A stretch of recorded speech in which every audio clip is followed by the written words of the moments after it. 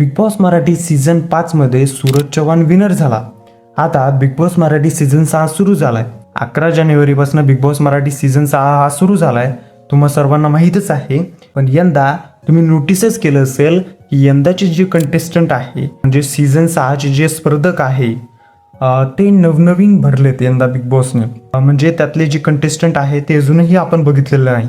म्हणजे ते सोशल मीडियावरती कदाचित प्रॉपर पद्धतीने अपडेट नसावे, किंवा ते दुसऱ्या राज्यातले असावे, किंवा ते मंगळ ग्रहातून आलेले असावे. कौन है ये लोग, कहां से आते हैं ये? जाऊ द्या, ठीक आहे. पण बिग बॉसने जरा पण विचार केला नाही की हे कंटेस्टंट आपल्या सीझनना चांगली TRP मध्ये देऊ शकतात का. पण मला असं वाटतंय की बिग बॉसने विचार केलेला नसावा. अच्छा, हे जे कंटेस्टंट आहे ते आपल्याला TRP पण देऊ शकतात की नाही.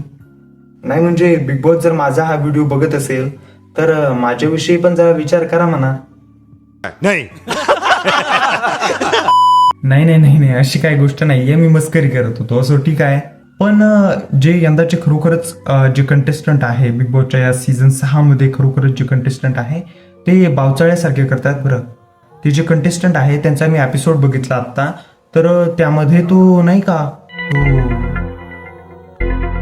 साला यांचे नाव पण येत नाही यार, जाऊ द्या. ते बुट्ट नाही का, ते छोटा पुढारी. हा, छोटा पुढारी तर सीझन 5 मध्ये होता कदाचित. हो ना. हा यस. आणि हा सीझन 6 मध्ये नाही का, हो त्याचं नाव आहे प्रभू शेळके. ते बावचाळेवाणी करत नाही का. हा तेच तेच. एक काम करतो, ऍक्च्युली जे ते कंटेस्टंट आहे ना त्यांचं इंट्रोडक्शन मी तुम्हाला करून देतो अगोदर. हे बघा, सीझन 6 मध्ये जे ते कंटेस्टंट आहे ना ते पूर्ण 19 लोक आहे.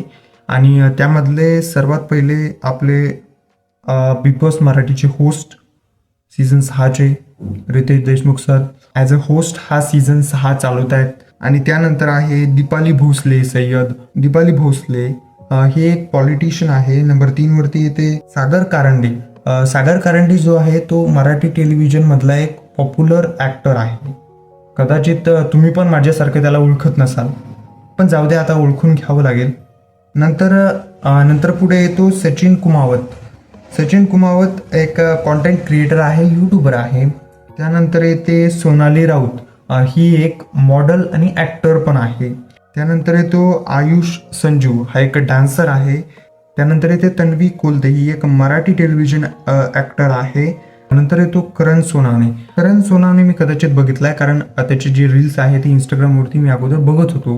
हा करण सोनावणे जो आहे तो कॉन्टेंट क्रिएटर आहे. त्याचे जे रील्स आहे मी ते अगोदर इंस्टाग्रामवरती पाहत होतो, पण आता वेळ नसल्यामुळे मी त्याचे व्हिडिओ बघत नाहीये. यानंतर आहे प्रभू शेळके.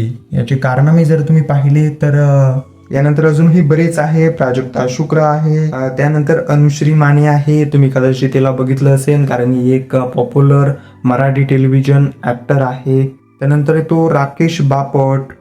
त्यानंतर आहे रोशन भजनकर. नंतर दिव्या सुनील शिंदे. परत ओमकार राऊत आहे. राधा पाटील आहे. विशाल कुटिया आहे. हा विशाल कुटिया एक ॲक्टर आहे, टेलिव्हिजनचा होस्ट पण आहे. अँड इतरही ते कॉमेडी शोमध्ये तो काम पण करतो. तर एवढे सगळे जे कंटेस्टंट आहे ते सीझन 6 मध्ये धमाल करतील. आणि खरंच हे जे कंटेस्टंट आहे ते सीझन 6ला चांगली ओळख देईल का, चांगली त्यांची TRP वाढवेल का, त्यांचं बजेट वाढवेल का. कारण या गोष्टी खूप जास्त महत्त्वाच्या असतात त्यांच्यासाठी पण. कारण कोणी पण जो रियालिटी शो चालवतो तो एंटरटेनमेंट नव्हे तर TRP वगैरे, त्यांना कशा पद्धतीने त्यांचं ते इन्कम होईल याविषयी जास्त त्यांचं फोकस असतं. पण हे जे सीझन 6चं जे वारं आहे ते कोणाच्या पल्ल्याड वाहतंय, म्हणजे कोणाची हवा तुम्हाला जास्त वाटते, कोण असेल कदाचित तो विनर जो की सीझन 6चा विनर होईल.